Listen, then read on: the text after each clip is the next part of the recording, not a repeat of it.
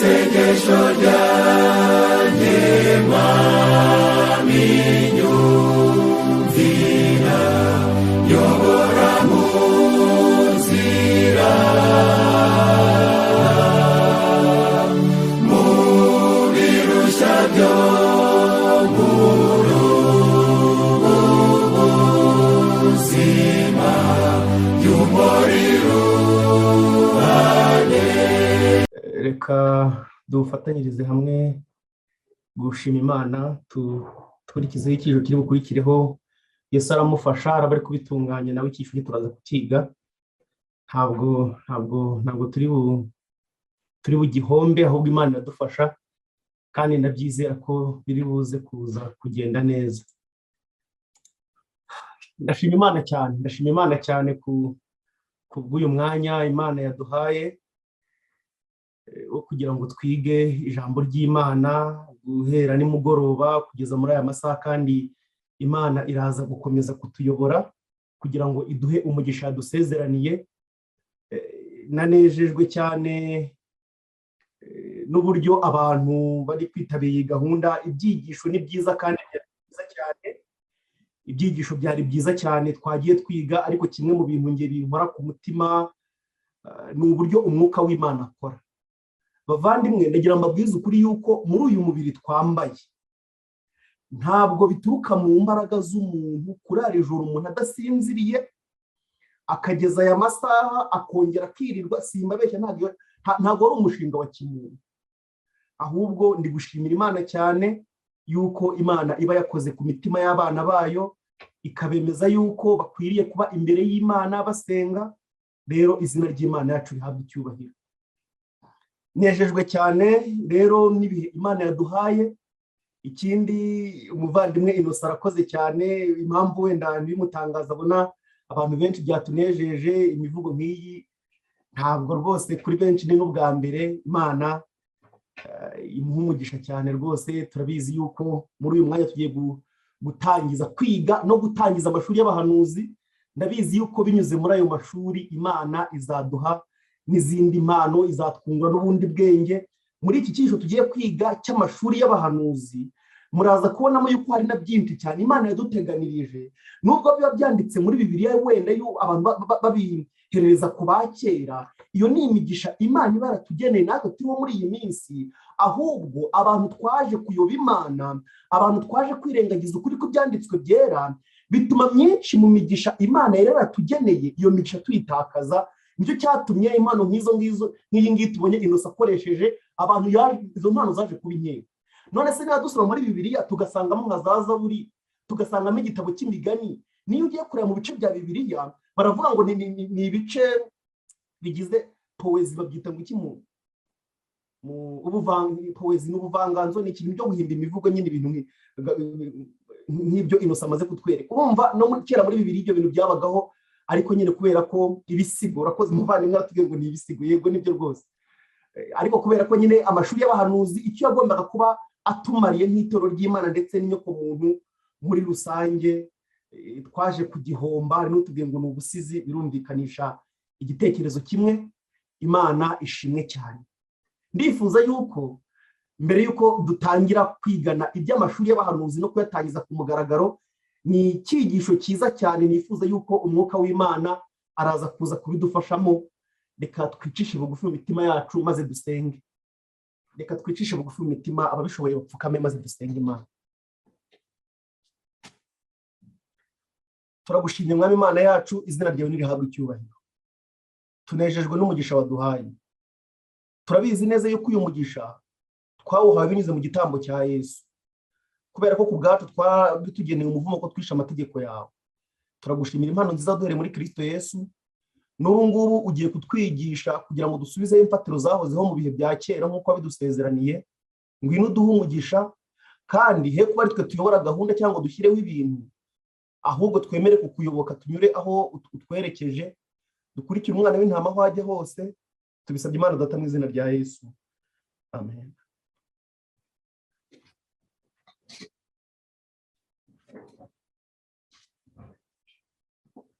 Ndifuza noneho rero ko dufatanya tugiye kwigana icyigisho nyine kivuga amashuri y'abahanuzi.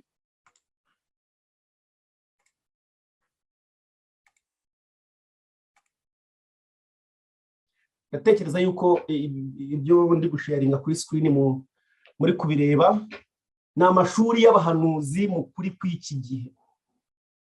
Amashuri y'abahanuzi mu kuri kw'iki gihe nicyo cyigisho tugiye kwigana, kandi turaza kureba n'impamvu nyine turi kuvuga yuko ari mu kuri kw'iki gihe. Tugiye kureba iki cyigisho n'ubundi giteguye ko ari amashuri y'abahanuzi nyine tugiye gutangira, giteguye nk'isomo ko tugiye kuzajya twiga. Wenda ntangire kuri icyo, abantu benshi bakunda kubwirizwa, ibibwiriza nibyo twamenyereye, ariko abantu benshi kimwe mu bintu gituma badakunda kwiga bisaba igihe.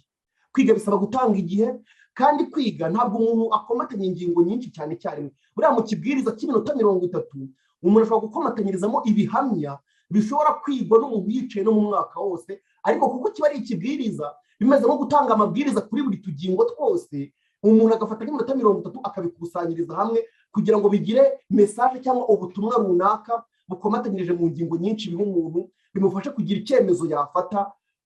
Nicyo ibibwiriza bimara. Ariko kwiga bisaba igihe. Niyo mpamvu ujya kumva umuntu amaze imyaka 6 bakabona kwemera ko yanyije primaire akarangiza iyindi 6, bakemera ko yanyije secondaire, kandi ukurikije ibihe bigeze ibyo ryo bikaba nta kintu byapfa kumumarira uretse wenda ko yavuga ko azi gusoma no kwandika, akongera indi myinshi za kaminuza. Kwiga bisaba igihe rero.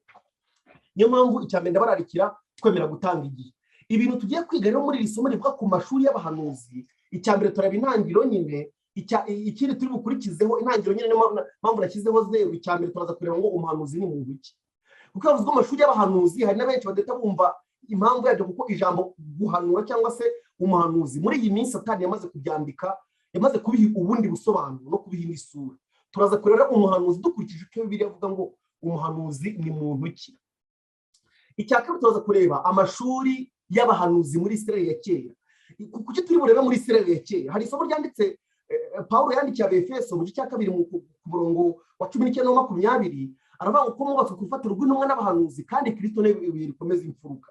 Buriya nunabona ikintu kitanditse muri Bibiliya mu buryo bweruye, ujye ubanza urebe niba hari abahanuzi bagikoze nk'uko ushaka kugikora, urebe niba hari intumwa zagikoze nk'uko ushaka kugikora, kubera ko Yesu Kristo niwe rufatiro. Kuri urwo rufatiro habanje kubakaho abahanuzi n'intumwa, n'ayandi mabuye agomba gukurikiraho, agomba gukurikiza bene ibyo bipimo. Nta kintu cyawe uri bwadukane, nta kintu cyawe uri buvumbure, kandi nta n'ihame mu mahame yakurikijwe n'abahanuzi n'intumwa uri buze kuvanaho ngo Imana ibyemere. Niyo mpamvu turaza kureba amashuri y'abahanuzi muri Isirayeli ya kera, kandi Imana iza kuduhamiriza yuko n'uyu munsi ishaka yuko amashuri ari bushingwe agomba gukurikiza uwo murongo. Turaza kubisoma mu byanditswe kera. Niyo mpamvu tubize kureba nyine amashuri y'abahanuzi muri Isirayeli ya kera. Icya gatatu turaza kureba akamaro k'amashuri y'abahanuzi mu kuvugurura itorero ry'Imana. Amashuri y'abahanuzi mu kuvugurura itorero ry'Imana turaza kuza kukireba, nicyo turi buze kuza kureba ku nshuro ya 3. Ikindi turi buze kuza kureba ni imitego Satani mu gushyiraho ibyiganano. Impamvu turi buze kuza kureba ikirebana n'imitego Satani mu gushyiraho ibyiganano ni ukubera ko nzi neza yuko uyu munsi hari igihe abantu bashobora kubwira ko bafite amashuri yigisha iby'iyobokamana, noneho umuntu agahita akubwira ati se ko amashuri yigisha iby'iyobokamana asanzweho, impamvu yo kuzana ayandi ni ukubera izihe mpamvu. Niyo mpamvu turi buze kuza kureba imitego Satani nyine mu gushyiraho ibyiganano.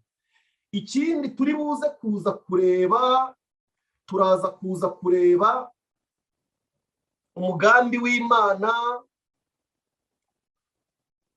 mu gushinga amashuri y'itorero, itorero rya 7 rya Laodikiya. Ayo mashuri agomba kuba ari kuwuhe murongo? Ese uyu munsi ari kuwuhe murongo? Icya gatandatu turaza kureba impamvu yo gusubizaho amashuri y'abahanuzi muri iki gihe. Icya karindwi turaza kureba gahunda y'ishuri ry'abahanuzi rigiye gutangira uyu munsi uko igomba kuba imeze. Reka dutangire rero. Amagambo ngiye kubasomera, kandi namwe muri kubona kuri screen izanye ndavuga ngo turi mu bihe bisoza amateka y'isi nk'uko bigaragazwa n'ibyanditswe byera no gusohora kw'ibihe byavuzwe mu buhanuzi bwa Bibiliya, cyane cyane mu gitabo cya Daniyeli n'igitabo cy'ibyahishuwe, dushingiye ku byanditswe byera. Turiho mu gihe cy'itorero rya karindwi, tugiye kureba kimwe muri ibyo bihe Bibiliya itugaragariza. Iyo urebye mu byeshuri cya kabiri n'icya gatatu, batugaragariza uko ibihe by'itorero bizagenda bikurikirana uhereye ku gihe cya mbere cy'itorero, itorero rya Efeso, kugeza ku gihe cya karindwi. Nari kugenda cyangwa imyaka ndeke nyibabwire mu ncamake impamvu tubibara dutyo. Abashobora kubishaka babireba mu bitabo by'amateka, wenda nk'abashobora kubona ubusobanuro bw'Abadivantisite bagiye banabigaragaza bifashishije inyandiko z'amateka. Itorero rya mbere murabizi ryatangiye igihe Kristo ashinzwe itorero, ariko abikoresheje kubasukira umwuka wera ku munsi wa Pentekote.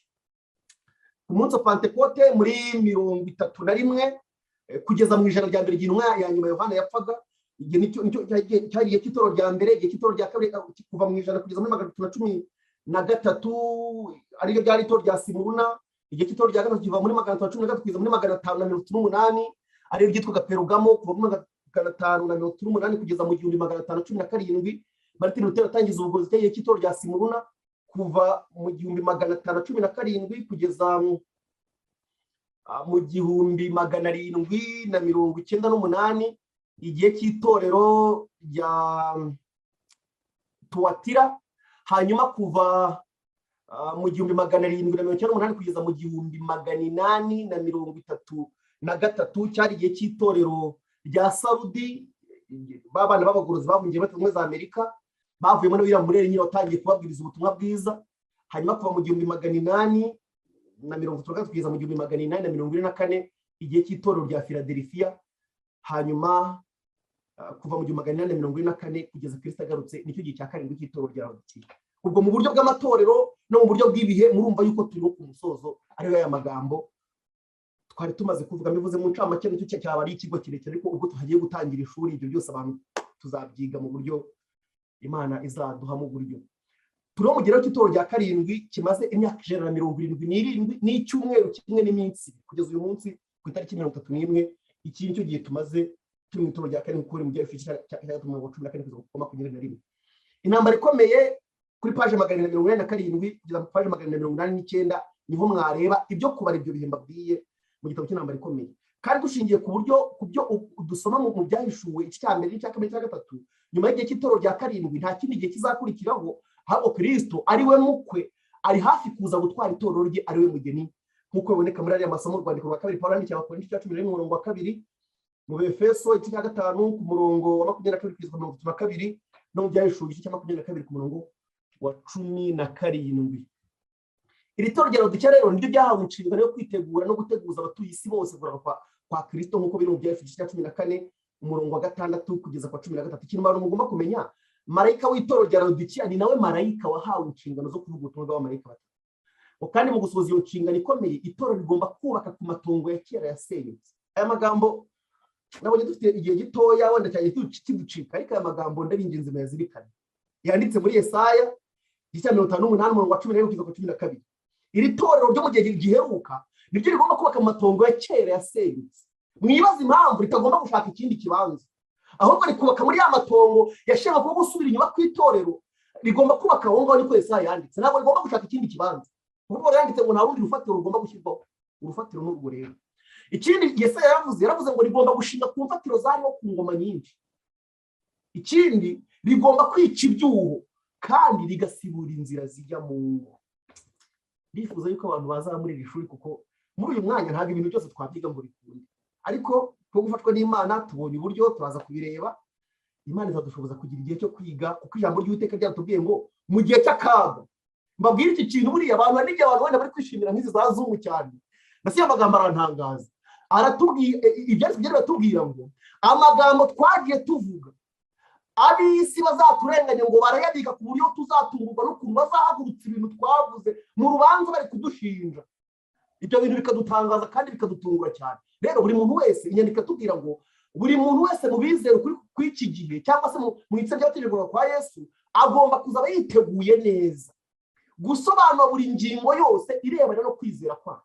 Apana kukwazwa tuvuga ngo ariko ngo ni ba Innocent ngo bari babitubwiye ngo ni bale ngo ni ba Pare ngo twatubona ngo babyigisha ngo ahantu hose ngo gende ibyo bintu ntabwo nari mbirimo cyane, ngo nuko bajyaga babitubwira ngo natwe twari twari turi mu itorero rimwe ngo tukabiza. Oya, niba wizera Imana ugomba kuba ufite ibyanditswe byera, ugomba guhamisha Kristo.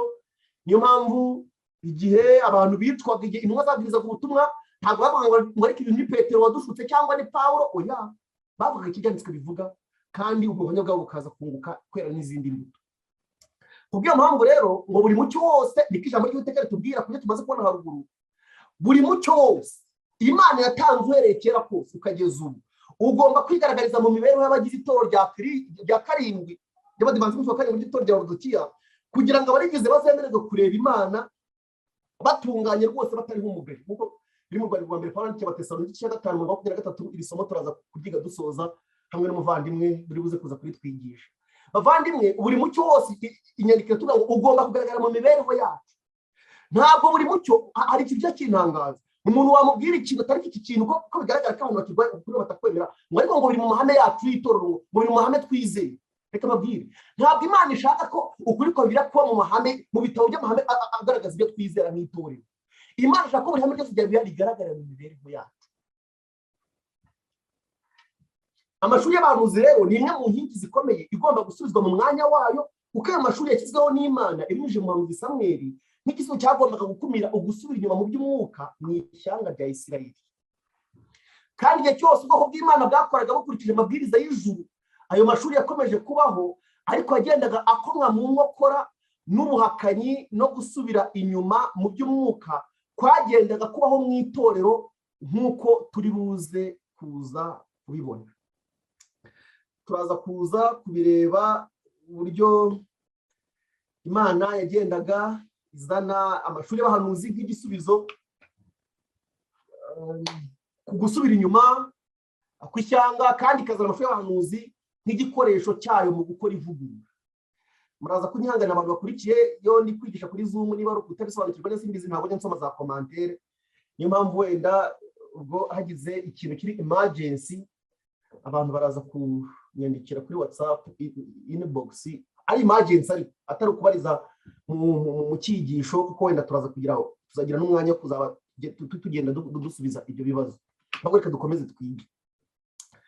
Ijambo ry'Imana rero rikutubwira ikintu gikomeye, bagiye kudusobanura icyo umuhanuzi ari cyo. Icyambere, umuhanuzi ni iki? Muntu.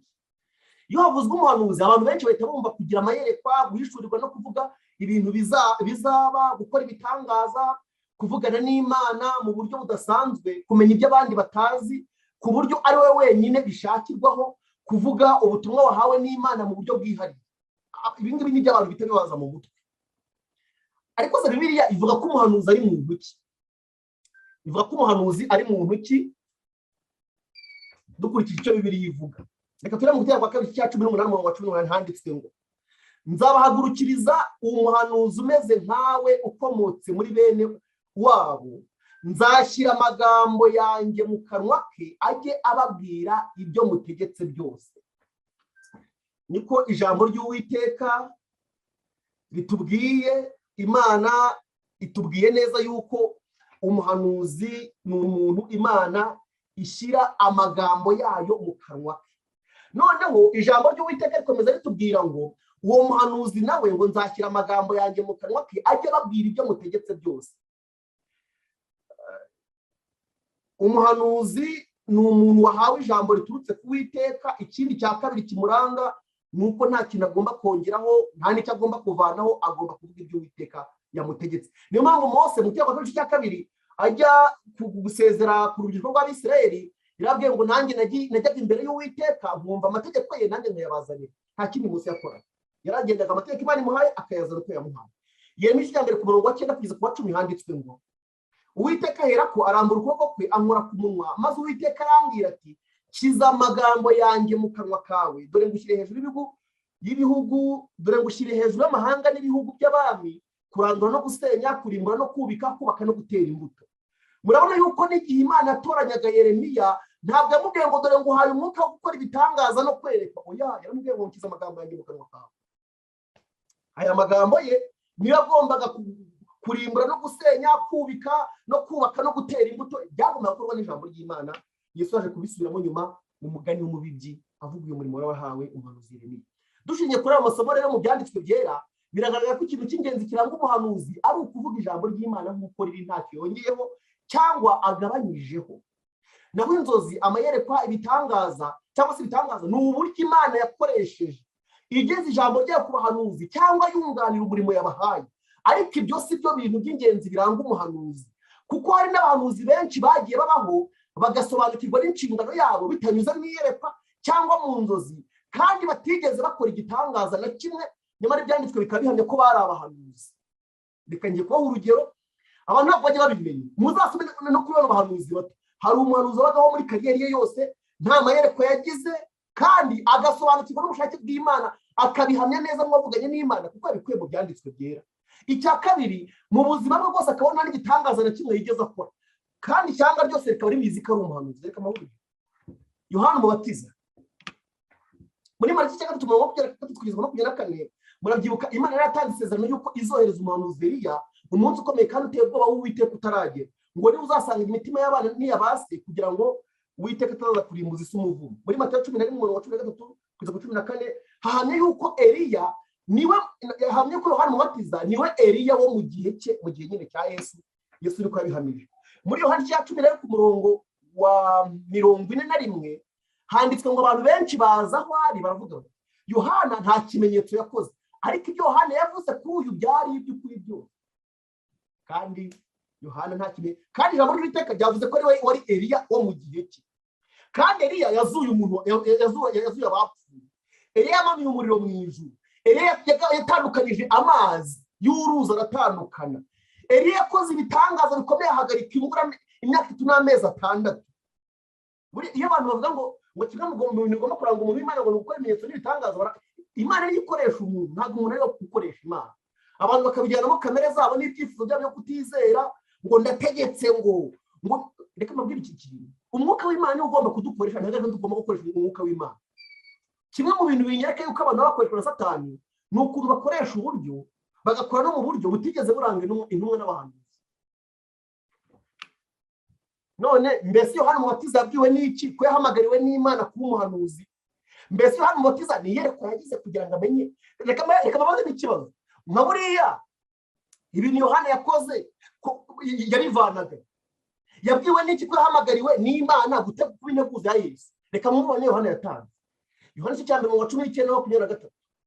Ibi ni byo Yohana yahamije ubwo Abayuda bamutumagaho batambye n'Abalewi bava mu Yerusalemu no kumubaza bati urinde.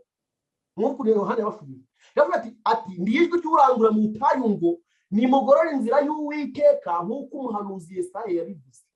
Bavandi, Yohana yavuze ngo nk'uko nabibonye mu iyerekwa, nk'uko nabirose, aravuze ngo nk'uko umuhanuzi Yesaya yabivuze. Yohana yafashe umuzingo w'igitabo cy'umuhanuzi Yesaya arasoma, asobanukirwa n'inshingano ye. Ikibazo none se ku cy'umuhanuzi ukomeye nka Yohana Umubatiza atahawe amayerekwa no gukora ibitangaza nka Eliya, kandi Yesu yarameje ko ari we Eliya wari warasezeranywe mu gihe cye. Ndetse Yesu yaravuze ngo mu babayeho bose nta muntu wigeze aruta Yohana, ariko reba niwe Eliya mu gihe cye, nta muntu n'umwe yigeze azura, yewe habe no kujya kumurwaza wenda arwaye ngo amwihanganishe. Nta gitangaza kindi yakoze. Gukomera kwa Yohana, kuki Imana itamuhaye amayerekwa no gukora ibitangaza? Reka mwumve igisubizo. Igihe cyose Imana yatanze umucyo uhagije mu byanditswe byera mu ngingo runaka, nta rindi yerekwa Imana ishobora gutanga, ahubwo abantu bose harimo n'abahanuzi bahamagarirwa gucukumbura mu byanditswe byera ngo bamenye ubushake bw'Imana. Iyi niyo gahunda y'Imana. Reka mbaho urugero. Daniel 9:1-2. Nimubizi ko muri Daniel 1:2 igice cya mbere hamwe yuko Daniel we yari afite n'icya gatatu, igice cya mbere n'icya gatatu hatangwa yuko Daniel yari afite impano yo kwerekwa no kumenya ibihishwe. Ariko reka nguhanye Daniel yatanze mu 9:1-2. Haranditswe mu mwaka wa mbere wo ku ngoma ya Dariyo mwene Ahasuwerusi wo mu rubyaro rw'Abamedi, wimitswe ngo umwami w'igihugu cy'Abakarudaya. Muri uwo mwaka wa mbere wo ku ngoma ye, jewe Daniel nasomye ibitabo ngo Daniel yagenda bavandi. Daniel ati jewe Daniel nasomye ibitabo. Ntabwo avuze ngo jewe Daniel narose inzozi, ntabwo avuze ngo jewe Daniel nagize iyerekwa. Oya, aravuze ngo jewe Daniel nasomye ibitabo binsobanurira umubare w'imyaka Yerusalemu hazamara hashenwe ko ari imyaka 70 byavuzwe n'ijambo ry'Uwiteka mu kanwa k'umuhanuzi Yeremiya. Iyerekwa Daniel yahawe nyuma yo gusoma ibitabo ryashingiye kuko yizeye ijambo ry'Imana byavugiye mu kanwa ka Yeremiya, kuko tumaze kubisoma.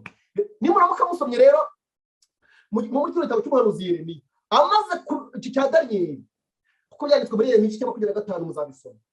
Amaze gusoma ibi bintu akizera iri jambo mu mutima we, yahise akora cya kintu nawe yavuze ngo mugomba gukora, amasengesho yanyu agomba guhana n'ibikorwa byanyu. Daniyeli yari amaze kwizera ko ibyo bintu bimeze nk'aho Imana bivuze ari iri mu ijuru, akabyumva kandi abisomye mu gitabo cy'umuhanuzi Yeremiya. Maze Daniyeli kubwo kubyizera atangira gusenga yishyuza Imana isezerano. Mwarabisomye ati niyiriza ubusa, ati nsenga Imana nkuru y'igitinyiro isohoreza abantu isezerano ryayo. Niko yakomeje gusenga. Muzasoma iryo sengesho rya Daniyeli. Reka mu bundi buhamya bwatanzwe n'intumwa Pawulo mu Rwanda rwa yandikiye Timoteyo cya 4:13 haranditswe ngo nuza uzaza n'umwitero nasize Tirowa kwa Karupo n'ibitabo, ariko cyane cyane uzaza n'ibyimwe. Uzi ko Pawulo baje kuvuga ari ukuntu yeretswe n'ibintu bikomeye cyane, wenda bimwe muri byo ngo yirinze no kubibwira abantu, ariko Pawulo ikintu cyamubeshagaho ni ukwiga ibyanditswe bye. Kuva mu bihe bya kera, ubwo tugiye gusoma amagambo aboneka mu gitabo cy'uburezi, kuva mu bihe bya kera byari bizwi ko abahanuzi ari abigisha bashyizweho n'Imana. Mu mvugo yumvikana cyane, umuhanuzi yari umuntu wavugaga ibyeretswe n'Imana akabwira abantu ubutumwa yahawe n'Imana.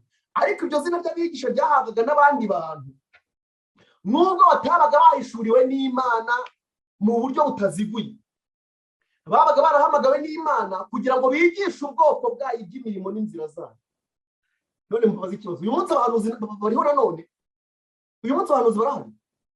Ijambo ry'Uwiteka riraduhamirije ngo igihe cyose umuntu yigisha abantu inzira z'Uwiteka n'imirimo ye, uwo muntu ni umuhanuzi. Niko ijambo ry'Uwiteka rivuze ngo kugira ngo itsinda rya bene abo bigisha ritozwe, Samweli abibwirijwe n'Imana yashinze amashuri y'abahanuzi. Turaza kureba amasomo mu mashuri y'abahanuzi agomba kwigirwamo. Nta somo ryo kwerekwa no kurota ribamo, ni ukwiga ibyanditswe bigena n'amategeko y'Imana kugira ngo mubyumve neza. Niko ijambo ry'Uwiteka riduhamirije yuko abo bigisha bagombaga kwigishwa ibyanditswe byera, ntabwo bagombaga kwigishwa amasomo nk'ayo mu mashuri y'Abakarudayi b'Abagori, niho biga kuragura ngo no kubara ibicu n'inyenyeri ngo bagahita bahanurira umuntu. Ni ukwiga ibyanditswe byera mu mashuri y'abahanuzi. Tugeze ku ngingo ya kabiri, biraza kwihuta cyane, turabicaho mu ncamake. Ntabwo ari mu ncamake ariko biraza gusobanuka, ariko biri ngo turi butinde. Tugiye kureba amashuri y'abahanuzi muri seri ya kera, amagambo aboneka mu gitabo cy'uburezi, kerekaho ndi bubikotinge, ariko andi magambo ngiye gusoma aboneka mu gitabo cy'uburezi kuri paji 45 kugeza ku 51, nubwo byose ntagiye mbiteruramo byose uko byakabaye. Gahunda y'Imana y'uburezi ni iyihe? Ubusanzwe reka mwumve gahunda y'Imana y'uburezi no gusenga ubundi ishingiye mu muryango, ariko turaza kureba ko umurongo Isirayeli yaje kutakoga nk'uko n'uyu munsi byagenze mu miryango myinshi. Hariyo mpamvu n'uyu munsi amashuri y'abahanuzi agomba kongera kubaho muri Isirayeli. Ahantu hose gahunda y'Imana yerekeye uburezi yashyirwaga mu bikorwa, umusaruro watangaga wahamyaga ubuhanga bw'uwayihanze. Nyamara mu miryango myinshi uburyo bwo kurera bwashyizweho n'ijuru, ndetse n'imico yakomokaga muri ubwo burezi byari intego. Umugambi w'Imana wasojwe by'igice no mu buryo budatunganye kubera kutizera ndetse no gusuzugura amabwiriza y'Imana. Abisirayeli bigotesheje ibishuko bikomeye ku buryo bake cyane aribo bashoboraga kubitsinda. Bamaze gutura mu gihugu cy'i Kanani, ntibarimbura amahanga Uwiteka ategetse kurimbura, ngo ahubwo bivanga n'amahanga, biga ingeso zayo. Uyu munsi twivanze n'amahanga, niko natwe mu byaduka byose biri kwaduka bivuye i Babuloni ku cyicaro gikuru i Vatikani, natwe turi kubishyiraho umukono tugashyiraho n'abantu bajya kuduhagarara kwemeza iyo myanzuro. Ijambo ry'Uwiteka ritubwira ngo ahubwo bivanga n'amahanga, biga ingeso zayo. Bakoreraga ibishushanyo by'ibigirwamana byayo, bibahindukira ikigoyi. Imitima yabo ntiyari itunganye imbere y'Imana. Zaburi 6:5-6. Umuntu kuvuga ngo bakoraga ibishushanyo by'ibigirwamana by'ayo mahanga. Reka babaze ikibazo ku bantu bari kuri iyi platform, ni bangahe, wenda ntimunsubize, ni bangahe muri mwe mwakiriye imbabazi z'Imana binyuze mu kwerekwa? Umuntu akagubona ati jyewe Yesu yaje ndamubona, araza arambwira ngo ibyaha byawe urabibabariye, nuko mukiherera mukabata. None Yesu wakubabariye, umwitegereje wabona gasate. Umuntu rwose n'umutima utarimo guteka umutwe cyangwa se utarimo ibindi bintu, wenda bitewe n'uwamuyobeje, umuntu agahita ati rwose Yesu waje kumbonekera yari ameze neza nka wa wundi wo muri filime. Ati rwose pe, kwa kundi wabonye bamukubita inkoni agataka akarira, kandi ibyatsi baravuga ngo ntiyabumbura akanwa ke ngo amere nk'umwana w'intama bajya kubaha.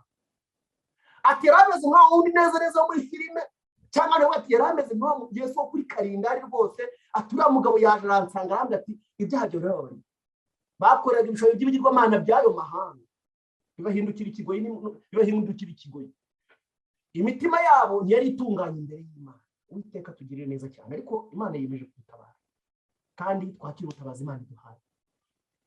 Ababyeyi b'abagabo n'abagore muri Isirayeli babaye abantu b'indeba mu byerekeye inshingano yabo ku Mana no ku bana babo, kubera kutubaha Imana mu miryango yabo ndetse n'ibyabareherezaga gusenga ibigirwamana byarahabazengurutse. Benshi mu rubyiruko rw'Abaheburayo rwafashe uburere butandukanye bw'ihabya n'uko Imana yari yarabageneye, bize gukurikiza inzira z'abapagani. Abandimwe, nta muntu nshaka gushyiriraho inzira, kuko inzira twayishyiraho n'ibyanditswe byera n'Imana, kandi ubuhamya bwo gukira kwawe no kubabarirwa kwawe ukwiriye kuba ubwemera naho n'Imana yakubabariye n'ibyanditswe byera. Ariko muvandimwe, suzuma urufatiro wubatseho, urebe niba ari rwawe rwubatsweho n'intumwa n'abahanuzi. Njya nkunda kubaza abantu nkabwira nti ubwo buhamya bwawe, uburyo wakira imbabazi z'Imana cyangwa se uburyo uvuga ukoramo, uburyo mu muryango uyobora gahunda, uburyo musengamo, uburyo mw'itorero muyobora ibintu, uburyo mubikoramo, mbese hari abahanuzi n'intumwa bigeze bakora ibintu muri ubu buryo? Kuko twavuga urufatiro rw'intumwa n'abahanuzi, nta bindi bintu tuzahimba. Bize gukurikiza inzira z'abapagani. Reka twumve ubutabazi bw'Imana kuri iyi ngingo. Mu rwego rwo guhangana n'icyo cyago cyarushagaho kwiyongera, Imana yashyizeho ubundi buryo bwo gufasha ababyeyi mu murimo w'uburezi. Kuva mu bihe bya kera byari bizwi ko abahanuzi ari abigisha bashyizweho n'Imana. Mu mvugo yumvikana cyane, umuhanuzi yari umuntu wavugaga ibyo yeretswe n'Imana, akabwira abantu ubutumwa yahawe n'Imana. Ariko iryo zina ry'abigisha ryahabwaga n'abandi bantu, nubwo batabaga bahishuriwe n'Imana mu buryo butaziguye. Twabibonye, babaga barahamagawe n'Imana kugira ngo bigishe ubwoko bwayo iby'imirimo n'inzira zayo, kugira ngo itsinda rya bene abo bantu ritozwe, ry'abana bigisha ritozwe. Imana yabwiye Samweli iti reka dufate gahunda, ugomba gushyiraho amashuri y'abahanuzi. Ayo mashuri yashyiraho kuba uruzitiro rukumira kononekara kwagendaga kubagikwira, mbese n'imutse rero kononekara,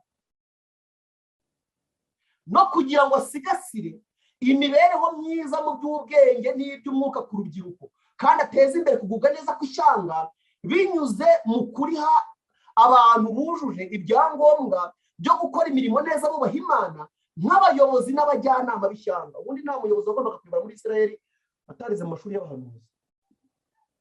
Niyo mpamvu ibi bintu abantu tugomba kubiha agaciro. Ni gahunda y'Imana kugira ngo itegure abantu bagomba gusoza uyu murimo. Kugira ngo ibyo bigerweho, Samweli yashyize hamwe urubyiruko rugizwe n'abasore bubahaga Imana b'abahanga kandi bakundaga kwiga. Abo basore bitwaga abana b'abahanuzi. Iyo bigaga ijambo ry'Imana n'iby'imirimo yakoze, ububasha bwayo butanga ubugingo bwakanguraga imbaraga z'ubwenge n'ubugingo, bityo abigishwa bakakira ubwenge buva mu ijuru. Ntabwo abigisha babaga baracengewe n'ukuri kw'Imana gusa, ahubwo nabo ubwabo basabanaga n'Imana kandi barasukiye Mwuka Wera mu buryo budasanzwe. Abantu barabubahaga kandi bakabizera bitewe n'ubwenge babaga bafite ndetse no kubaha Imana. Mu gihe cya Samweli hariho amashuri abiri y'abana b'abahanuzi, rimwe ryari i Rama, irindi riri ahitwa Kirijatiyerima. Hanyuma haje gushingwa n'andi mashuri nk'uko tuzi no kubibona muvandimwe Innocent ageze kubikomozaho mu gihe cy'umuhanuzi Eliya. Ariko nagira ngo mbwire abantu wenda impamvu twebwe muri iri shuri, impamvu tuzashyiraho wenda ibyiciro ngo abana, urubyiruko, hari impamvu turibuze koreka cyane. Turabona tugeze kuri Yesu no kuri Yohana, hagomba kwigishwa ababyeyi n'abandi bantu bafite izo responsibility, izo nshingano. Noneho ababyeyi bakajya gushyira mu bikorwa ya gahunda y'Imana yo mu miryango twabonye yirengagijwe, bigatuma Imana ishyiraho amashuri y'abahanuzi. Abo babyeyi muri aya mashuri ntabwo ari ukwigamo gusa kugira ngo abantu bagwize ubumenyi. Aya mashuri atanga inshingano. Mwibuka ko umuntu yagera muri aya mashuri ngo abe umuhanuzi ugomba kujya kubwiriza abantu inzira z'Uwiteka. Nongera mvuga iki kintu nibutse ibintu byambabaje cyane, birandemera turi gutegura amateraniro. Hari abantu benshi bifuzaga kuba muri aya materaniro, bakaduhamagara babitubwira, ariko bakatubwira ati none se ko tudafite smartphones, ko tudafite computers, ko tudafite amamashini, ko na internet, ko ibintu dufite ko butakwakira internet ngo dukurikirane amateraniro, twabigenza dute? Ibintu biraturemera turuko tubigenza. abantu bangana batyo ntabwo twabona amafaranga yo kugura za smartphones cyangwa amamashini. Twaratekereje kuba twashaka radiyo tukayikodesha, dusanga radiyo yatwemerera kugira ngo icisheho ibintu amasaha 24 wayigaruriye. Ibintu noneho bitanemewe ku isi, mu isi y'abantu banze Imana. Igihe kimwe twari tugiye ahantu kuri radiyo kuvuga ubutumwa, tugiye gucishaho ikiganiro kuri radiyo hano mu Rwanda. Turavuga twebwe ni isaha imwe tuzaducishaho. Baratubwira batereka ati ibyo bintu byanyu byo kuvuga ibintu by'ijambo ry'Imana isaha yose abantu bazajya barambirwa bakanga radiyo yabo. Bati byibutse twabendera ntimuzajye murenza 30. Handi muvandimwe ukurikirana kuri rubuga ndabizi mu kindi gihugu runaka twari tugira ngo dutere inkunga bavuga butumwa baho, naho yagiye gushaka iyo radiyo nayo baramuhakana bati iminota tutarenza ni 30. Isi yanze Imana rero ndagira ngo wumve ko aya mahirwe wowe wagize ni inshingano yawe, atari ukubyumva gusa. Aya materaniro akirangira dukwiriye gushimira Imana ibyo izatugiriye, tukihana umucyo tutagendeyemo kuko kwemezwa n'umwuka w'Imana, ariko tugaza dufata na gahunda yo kujya mu baturanyi, abo dukorana, ab'Imana idushyize in contact, ab'Imana iduhuje nabo bose, tukatwumva ko ari amahirwe tugize yo kubabwiriza ubutumwa, kuko ntabwo ari abantu bose bagize umugisha nkonge namwe twagize. Baratubwiye ngo rero amashuri bayatubwiye, imibereho mu mashuri y'abahanuzi kugira ngo tuyumve ijambo ry'Uwiteka rivuga ngo abishwa muri aya mashuri biceruzaga ibivuye mu byo bakoraga ubwabo, barahingaga cyangwa bagakora indi mirimo y'amaboko. Bavandimwe, muri aya mashuri muri ishuri y'abantu tugiye gutangiza tuzigamo n'imirimo y'amaboko, nubwo natwe tukubera ko tutazahurira hamwe tuzafata amasomo ngo tujye guhinga, ariko hari ikintu kigiye kimbabaza. Ubu ingo nyinshi z'abavuga ko ari abakristo nta nubwo bashobora kwemerera abana babo gucana imbavu, ngo ni ukwiyanduza ngo ibyo bakoze bo mu rugo. Umwana w'umukristo, umukobwa utuka mu rugo w'abakristo, akaba atazi gusasa uburiri ndaza kubasomera, akaba atazi kwimesera imyenda, akaba atajya mu murima ngo ajye no kubagara cyangwa ngo byibura ajye no guterura ibyatsi abahinzi babagaye. Bavandi, ntabwo ibyo bintu ari uburere. Mu mashuri y'abahanuzi ntabwo ibyo bintu byemewe, muri seri y'Imana ntabwo ibyo bintu byemewe. Niyo mpamvu rero ibyo bintu tutazabyiga mu buryo bufatira ngo tubajyane mu murima, ariko nk'ababyeyi tuziga izo nyigisho, wowe ubwawe ujya kuzishyira mu bikorwa iwawe mu rugo. Muri Isirayeli bene ibyo ntibyari inzaduka cyangwa ngo bibe bigayitse, ngo ahubwo kureka abana bagakura batazi gukora umurimo w'amaboko ufite akamaro byafatwa ko ari icyaha. Hari umuryango nzi hano mu Rwanda, ntabwo ari amagambo y'inzaduka, yampaye ubuhamya nyirabyo adafite n'isoni, ahubwo ari kumvira ikintu bagushije. Bashingiye umwana w'umukobwa wize kaminuza, ageze mu rugo babura umukozi, gucana imbabura no gutekera umugabo we biramunanira. Umugabo agiye kumureba mu gikoni asanga arimo ararira, imyotsi yamuze mu maso, umugabo agasanga ahantu hose mu gikoni ikibiriti cyashize. Umugabo aramwicaza amubaza ukuntu byagenze, aravuga ati mubwije ukuri, kuva mu myaka 40 mfite ni ubwa mbere umuntu amgiye guteka, ni ubwa mbere umuntu amgiye gufatisha imbabura. Umugabo nawe ikintu yakoze ikintu gitangaje ariko cyanejeje, afata umugore bamushyingiye, aravuga ati jya mu modoka, bari abantu bishoboye, amujyana mu modoka amusubiza iwabo. Abwira mama w'uwo mugore bati ari we nyirabukwe, aravuga ati umugore wanjye ntabwo mwirukanye, aravuga ati umugore wanjye ntabwo musenze, nta nubwo tudivorushije. Ati uyu mukobwa ndamuzanye, ni uwawe, waramunkingiye, mwigishe gucana imbabura no guteka, umwigishe kumesa, umwigishe imirimo yo mu rugo, ndacyamwemera nk'umugore wanjye, namara kubimenya uzampamagare ngaruke mutware. Niyo mpamvu ibyo bintu ntabwo ari umugayo ku muryango gusa, nk'umukristo n'umugayo ku Mana. Ibyo bintu byakurimbuza nubwo warazuye wapfuye. Integanyanyigisho yo muri ayo mashuri cyangwa se porogaramu cyangwa se karikiramu mu miryango no mu mashuri, inyigisho nyinshi zatangwaga mu magambo gusa, ariko kandi urubyiruko rwigishwaga gusoma inyandiko z'Igiheburayo. Hari amagambo nasomye mu gitabo cy'uburezi, tuzabirebera hamwe. Uyu munsi bijya bimbabaza gahunda y'abajesuite bazanye mu mashuri, natwe tukayikurikiraho benshi muri twebwe turi kuri platform. Ikintu kibabaje, umuntu afata umwana w'imyaka 3 akamujyana mu ishuri muri materineri, ngo niyo gahunda igezweho. Gahunda igezweho hagane mu ijuru cyangwa kwa Satani. Mu gitabo cy'uburezi baranditse ngo abantu bagomba kumenya ko kwigishwa ururimi rwa kavukire ni kimwe mu bintu bikomeza ubwonko bw'umuntu. ariko ugasanga akana k'imyaka 4 kazi igifaransa, kazi icyongereza, kazi imibare, kazi siyanse, ibintu utamenya. Hari ababyeyi tugane nkababaza nkavuga nti kuko banditse no mu tuvuga gatoranijwe volume ya 2 barandika ngo gufata ubwonko bw'umwana ukiri muto ukabwikoreza umutwaro wo gufata mu mutwe ibintu byinshi bitandukanye, ngo ibyo bintu byangiza ubushobozi bwo kwitegeka bw'umwana, bikangiza ubushobozi bw'ubwonko bwe. hari ababyeyi bamwe njya mbaza ikibazo, nkabaza nti umwana wawe ku myaka 6, ku myaka 5 nabazi igifaransa n'icyongereza n'imibare na bya bindi byose, hari ahantu uzamujyana ngo bamuguhera akazi? hari ahantu uzamujyana kugira ngo bazajye bamuhembera ko azi kuvuga igifaransa neza? wakurikije umurongo w'Imana ko Imana izabiguhera mu gihe. muri gahunda y'abahanuzi abana b'Abayahudi ntabwo babigishaga ikigiriki cyangwa ururimi rw'abakarudaya. muri gahunda y'ishuri ry'abahanuzi babishaga gusoma inyandiko z'Igiheburayi, kandi babaranguriraga n'imizingo y'ibyanditswe byo mu isezerano rya kera kugira ngo babyige. mu mashuri y'abana b'abahanuzi amasomo y'ingenzi yaraje. reka wumve rero. isomo rya mbere y'amategeko y'Imana, isomo rya kabiri yari amabwiriza Mose yahawe, irya gatatu yari amateka yera, isomo rya 4 ryari indirimbo zisingiza Uwiteka n'ibisigo. bya bindi Innocent yatubwiye mu guhimba n'ibisigo, poezi n'ibisigo.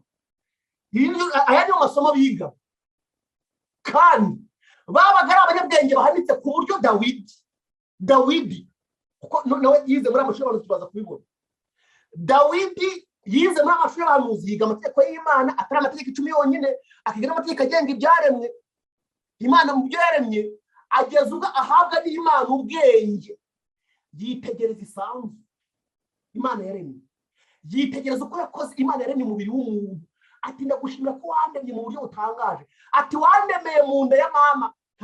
ntabwo ari ecography Dawidi yari afite kugira ngo ajye gusobanukirwa n'uburyo yamuremeye. Imana yamuremeye mu nda ya mama we, ntabwo ari ecography yakoresheje, ni ubwenge yahawe n'ijuru kugira ngo ajye kwitegereza mu byaremye mu kirere n'uko isi. ntabwo ari telescope yakoresheje, oya, ubwenge yahawe n'Imana ko kugira amategeko yayo agenga ibyo. reka mbahe urugero. murabizi neza ko kugira ngo abantu bakore submarine, y'amategeko munsi y'inyanja, biga amategeko Imana yakoze igihe yaremaga ifi. niyo biga, nta kindi kintu bahinga. indege biga uburyo, murabizi iyo bari gukora indege, ikintu baha imbaraga ni moteri y'indege n'iyigurutsa. impamvu muzarebe impamvu, mujya mwibaza impamvu inkoko nubwo ifite amababa itaguruka mu kirere umwanya munini nk'inyoni. umutima w'inyoni ufite imbaraga n'ibihaha byawo kuresista mu muyaga kurenza inkoko igenda ku butaka. ntabwo ari kubera ko ibyo bintu byayinaniye. abantu bize ibyo bintu murabizi, nubwo ntamenya kubisobanura mu buryo bwa fizika, ariko niho bahereye baravuga bati natwe tugomba gukora ikintu gifite imbaraga umeze nk'izi mitima y'inyoni ku buryo izajya itereka mu kirere ku biro byose cyaba gifite. bahita bakora indege. niko na Dawidi nawe yigaga amategeko y'ibyaremwe. mu nyandiko zavugaga iby'amateka yera hagaragaramo ibimenyetso byerekana intambwe z'Uwiteka. bibutswa ukuri gukomeye kwagaragarizwaga mu byashushanywaga mu mihango yakorerwaga mu buturo bwera, kandi ukwizera kwabo kwasingiraga intego shingiro y'iyo gahunda yose. mwumva intego shingiro ya gahunda yose y'amashuri y'abahanuzi. gahunda shingiro y'amashuri y'abahanuzi ni intama w'Imana wagombaga gukuraho ibyaha by'abari mu isi. impamvu babivuze gutya ni uko Yesu Kristo yari ataraza. ariyo mpamvu turi buze kwiga mu kuri kw'iki gihe, kuko mu kuri kw'iki gihe abantu bajya banibaza ngo mu kuri kw'iki gihe ni iki. buriya baranditse mu ntambara ikomeye no muri Bibiliya, ariko biranditse buri gihe cyose kigira ukuri kwacyo. nabaha urugero muri iyi minsi, ngira ngo nk'umuvugabutumwa mwanseka cyane ndamutse mufashe ikibwirizwa bavuga ngo dore umwana azasamira, kandi deja yarayisamye, umwana aravuka apfira ku musaraba, yaraducunguye. ukuri kw'iki gihe arahera cyane mu buturo bwera bwo mu ijuru aho tuvuganiye. kandi nko ku munsi w'impongano tukaba kwitegura ko agiye gusohoka hera cyane, tukaba tugomba kwemera kwezwa no gutungwa n'amaraso ye binyuze mu gutsinira no kuba kwizera. baratubwiye ngo bamenyerezaga abigishwa kugira umutima wo kwiyegurira Imana. ntibigishwaga inshingano bafite yo gusenga gusa, ngo ahubwo babigishaga n'uko basenga. reka mbabwize ukuri, tujya tubwiriza abantu bakihana, ariko natwe ababwiriza tuzihana. ibi bintu narabisomye nsanga ntabwo ari twigeze kwigisha abantu gutya. Ukigisha umuntu gusenga ukamubwira nuko asenga, uzi ko ibintu babyigaga ngo bakigishwa ngo nuko begera umuremyi wabo, ngo uko bakwitoza kumwizera. Ibi bibazo ndabizi abavuga tumwe bajya bibabaza abantu, umuntu akakibaza mu buryo buri sinsiya, ari sinsiya mu mutima we, ati iyo umbwira kwizera ntabwo numva ikintu ubuvuzi, ntabwo numva ikintu umuntu yakora iyo umbwira kwizera. Mu mashuri y'abahanuzi bigishwa ko begera Imana, bakigishwa nuko bakwitoza kwizera Imana. Muzi impamvu? Mu kubwiriza ntabwo ibintu babonera umwanya, ariko ifite umwanya mu kwiga. Abantu batoza uko bakwizera Imana, uyu munsi ukabaha umukoro ukabibabwira, ejo mukabisubiramo, umuntu akaza kuvuga ati ko genda agizemo iyi ngorane nahuye n'ibi ngibi, mugafatanya gusenga, mukabira muri Bibiliya, uwo mucyo mukiga. Ikindi ngo ndetse n'ukuntu basobanukirwa kandi bakumvira inyigisho za Mwuka w'Imana. Mbega ibintu byiza, Uwiteka azaduhere umugisha muri iri shuri. Avandi Imana izabiduhere umugisha kandi izabiduheramo umugisha, kuko Martin Luther yasanze isengesho ryiza cyane.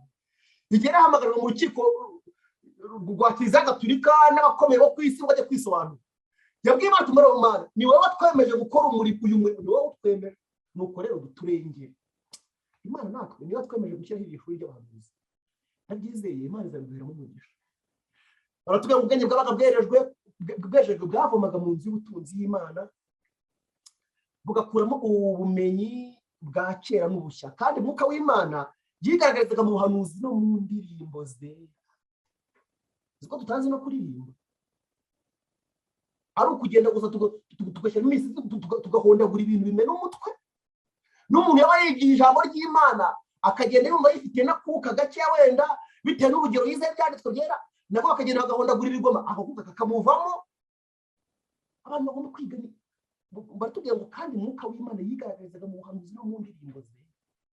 Siko niba umuntu aba yisengeye yigisha ijambo ry'Imana neza, abantu bagakubita ibintu by'ibigoma neza. Niba mujya mukurikira amakuru, Leta Zunze Ubumwe za Amerika zajyaga muri Iraq no muri Afghanistan, kimwe mu bintu bakoreshaga kugira ngo ibyihe bicanganyukirwe mu mutwe, babivanemo amakuru mu buryo bashaka, bashyiragamo umuziki, ibigoma bigahondagura, urusaku rwamara kuba rwinshi bagahita bamera nka kwa kundi nyambara muri amadini, abantu bikubita hasi bavuga ngo bari kweza bakavuga amagambo nabo badakontorora. Niko abanyamerika ngo babigenze bari muri Iraq. Rero ijambo ry'Uwiteka ritubwiye ngo ubwenge bw'abo bana babaga bari mu mashuri y'abahanuzi bwabaga bwejejwe, bwavomaga mu nzu y'ubutunzi y'Imana, bugakuramo ubumenyi bwa kera n'ubushya. Ngo kandi Mwuka w'Imana yigaragarizaga mu nzu no mu ndirimbo ze. Indirimbo zirera, amagambo aziririmbyemo, injyana yazo, ibicurangiro bigomba kuba biri mu murongo Imana yavuze. Reka turabe ingaruka zo kuba kw'amashuri y'abahanuzi mu bwoko bw'Imana. Ayo mashuri yagaragaye ko ari bumwe mu buryo butanga umusaruro cyane mu kwimakaza kwa gukiranuka gushyira ubwoko hejuru. Burya mbabara cyane. Reka mbivuge, abantu bamwe bajya bavuga ngo ntabwo tugomba kuvuga buriya ngo ibyaha by'itorero. Nabwo mbabwira ikintu. Muribuka ko Dawidi igihe yakoraga icyaha,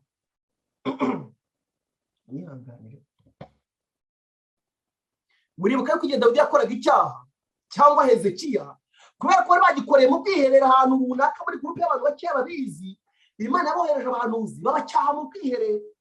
Ariko igihe ahawe yakwizaguye be mu gihugu hose, n'amahanga yose akabimenya ko muri Isirayeli basigaye basenga ibigirwamana. Eliya yarabacyashye abacyahira ku karubanda, isi yose irabimenya. Rero muri kamwe bw'iki kintu baratubwiye ngo ayo mashuri yagaragaye ko ari bumwe mu buryo butanga umusaruro cyane mu kwimakaza kwa gukenerwa gushyira ubwoko hejuru, uko ari mu Migani 14:34. Bavandi, ndende ukuntu abantu bamwe bafata ibyemezo by'itorero mu itorero bakagendera kuri gahunda zose zadutse isi yaduye, ngo bafite ubwoba ngo nibatabikora ngo karengane kazaza. Kababwiza ukuri, niba mutinya Satani muzaba imbatazi. Muzarebe igihe abasore tubabwiraga Nebukadinezari ati umva umwami Nebukadinezari, twebwe icyo tuzi ko Imana dukora ibasha kudukiza.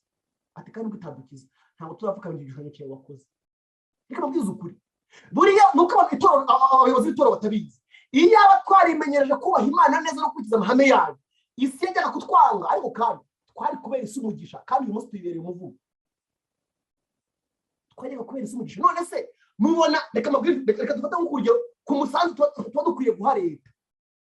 Ufasha abadivantisiti bose bari mu gihugu, bakaba nta bajura babarimo, bakaba nta basambanyi babarimo, bakaba nta bariganya abandi banyereza imisoro babarimo, bakaba nta batera inda abana babarimo, bakaba nta batinganyi babarimo. Ubwo nibwo leta yababa. None se za gereza n'amafaranga bazitangaho ntizakongera kubaho?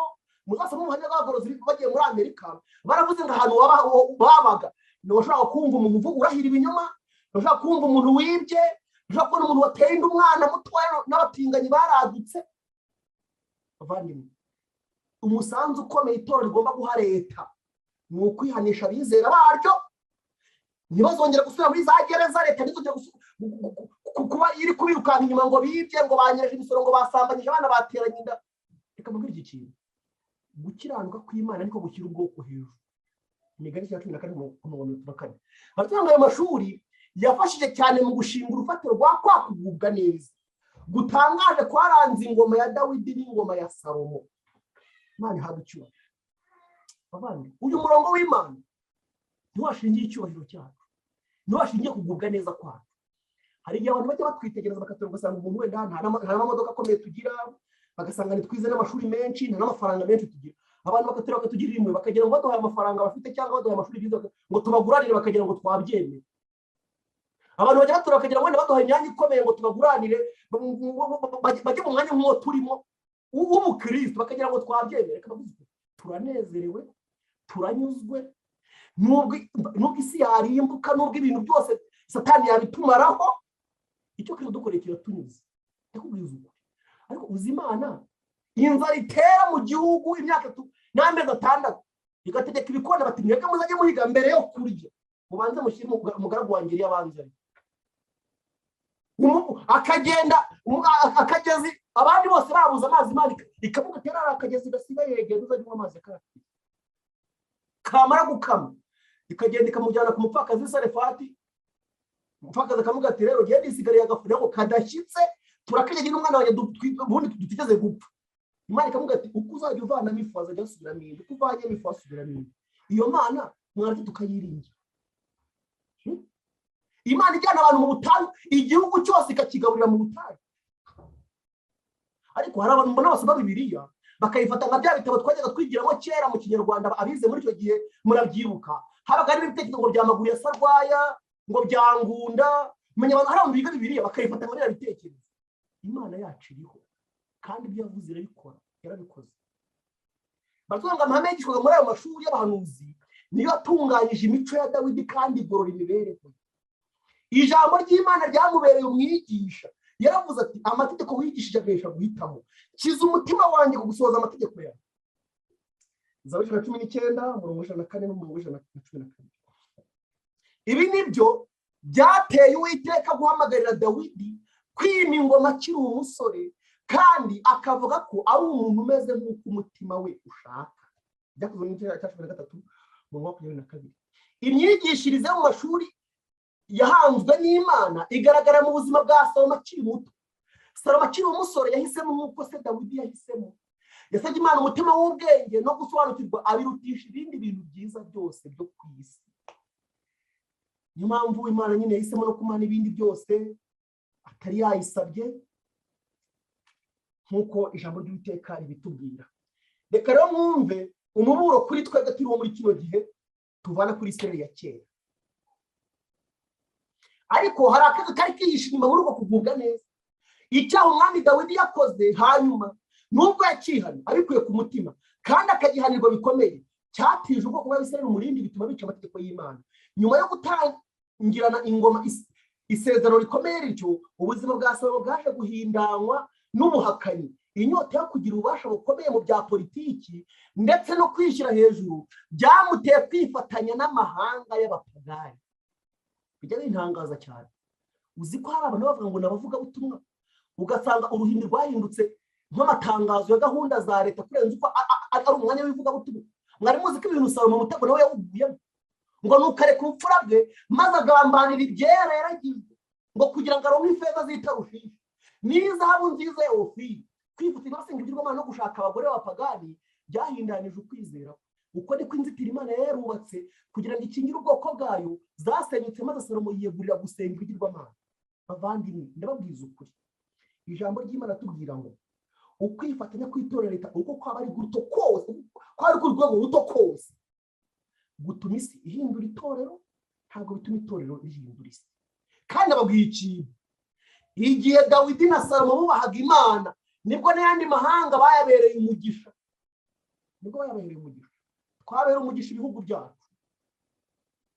none se mwari muzi ko Satani ari umugome kugeza ubwo abizera bacu bakaba bari gusengera mu nsengero cyangwa mu miryango, basiga basengera muri gereza, no muri gereza ngo bari mu matorero. Kandi twakatwarize ubutumwa bwiza, byibura twakwitwa mugana Petero, twakwitwa duhora gukora neza. Ariko mu bafata ku ngufu, mu basambanyi batera inda abakobwa n'iki usanga harimo n'abavuga ko ari abakirisitu. Kugwa kwa Isirayeli kwatangiriye mu kwanga inzira z'Uwiteka, bagahita no gukurikiza imigenzereze y'abantu. Mwari byo tujya gutura muri COP 26, mwabonye yuko harimo n'abantu bashinzwe ibyo kamana baba bahagarariye amadini, bahita baza bitangaza bihinduke amwe mu mahame abantu bizeye. Byakomeje bityo kugeza ubwoko bw'Abayuda buhinduka umuhigo w'amahanga bwari bwarahisemo gukurikiza imigenzo yabo. Wari gahunda zijya zaduka, bikantangaza cyane ukuntu Imana baraduhaye umucyo, abantu bakeneye gukurikiza nk'ukuri, bigasoza ibyo bintu bibahita.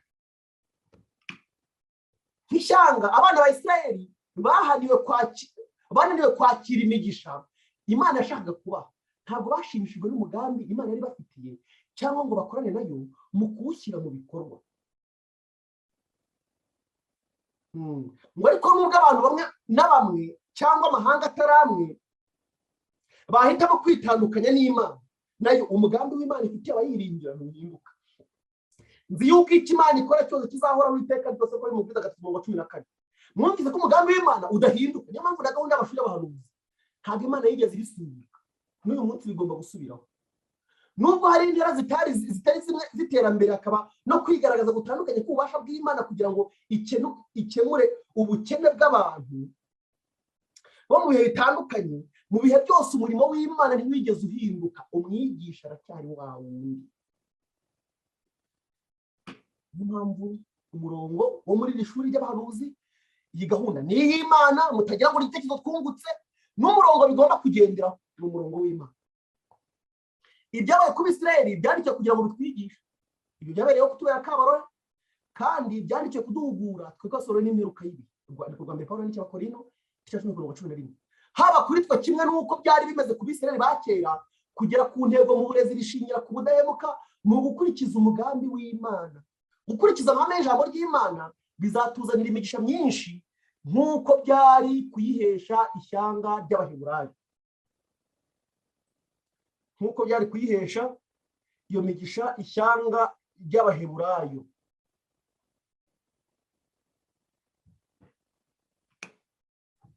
Mugabane wa tugezeho ni akamaro k'amashuri y'abahanuzi mu kuvugura itorero ry'Imana. Baratuvuga ngo mu gihe cy'ubuhakanyi bwa Isirayeli, amashuri y'abahanuzi yari yashinzwe na Samweli yari yarahagaze arasenyuka. Eliya niwe wongeye kubyutsa ayo mashuri, ategurira abasore uburyo bwo kubona uburere bwajyaga kubageza ku kwerereza amategeko y'Imana no kuyubahisha. Ubwo rero yabonaga ibyagerwagaho kubera ayo mashuri, umutima we warishimaga cyane. Ntabwo umurimo w'ubugorozi wari urangiye, ariko Eliya yashoboraga kubona mu gihugu cyose igenda cyemeza ibyo Uwiteka rero avuze ati, ariko rero nzaba nsigaranye abantu ibihumbi 7 muri Isirayeli batapfukamiye Bali ntibamusome. Igitabo cya mbere cya 19 18 iboneka n'umuhanuzi n'abami paje 145. Murabona yuko igihe Ahabu yakorwaga na Satani akazanwe muri Isirayeli, baratubwiye ngo Eliya ikintu cyamuteraga ibyiringiro byo kw'Imana gifite abantu bayihagarariye ni amashuri y'abahanuzi. Eliya yarongeye kubyutsa. Umugabane wa 4 tugiye kureba rero imitego ya Satani mu gushyiraho ibyigana. Imitego ya Satani mu gushyiraho ibyigana. Buriya mutagira ngo uyu munsi nta mashuri y'ishobokamana ahari. Amashuri y'ishobokamana arahari, ariko natari ikintu byanditswe gera amateka biyavugaho. Icyambere, amashuri y'abahanuzi yashinzwe n'abafarisayo n'abigisha amategeko mu gihe cya Yesu. Bari bafite amashuri y'abahanuzi mu gihe cya Yesu, ariko Yesu kuko atayize. Baratubwiye ngo mu mashuri yigishirizwagamo iby'iyobokamana i Buyuda, ijambo ry'Imana ryari ryarirengagijwe maze risimbuzwa ibitekerezo by'abantu. Ni umurongo bari bariho. Ijambo ry'Imana ryari ryarambuye ububasha bwaryo n'ubusobanuro n'imihango by'abigisha mu by'idini b'abayahudi. Kwishyira hejuru, gukunda icyubahiro, ivangura rishingiye ku ishyari, urwikekwe n'agasuzuguro kavanze no kwikakaza, nibyo byari bigize amahame abo bigisha bagenderagaho. Bavandi murakurikiye aya magambo ni kaburezi paji 66 kugeza kuri paji 67. Nimufate ibi bintu byabarangaga mubigereranye na kwa kwicisha bugufi no kwiyoroshya byarangaga Samweli n'abanyeshuri mu mashuri y'abahanuzi, byarangaga rero abanyeshuri na Elisa mu mashuri y'abahanuzi. Reka nsubiremo amagambo mwumve ibirango by'ayo mashuri. Mu mashuri yigishirizwagamo iyobokamana y'Ubuyuda, ijambo ry'Imana ryarirengagijwe maze risimbuzwa ibitekerezo by'abantu b'abahanga nyine, bati kanaka, bati dogiteri kanaka yaravuze ngo, profesa runaka, bati uyu nguyu yasesenguye neza ibintu, ukuntu abantu ngo bagiye ngo bavuriwa ngo mu myaka miliyoni 200, akaza kubikubitaho ngo ari kwigisha abantu iyobokamana. Baratubwiye ngo ijambo ry'Imana ryari ryarambura ububasha bwaryo n'ubusobanuro n'imihango by'abigisha mu by'idini b'abayahudi. Kwishyira hejuru, mwumva ibirango by'abigaga muri ayo mashuri n'abigisha babo.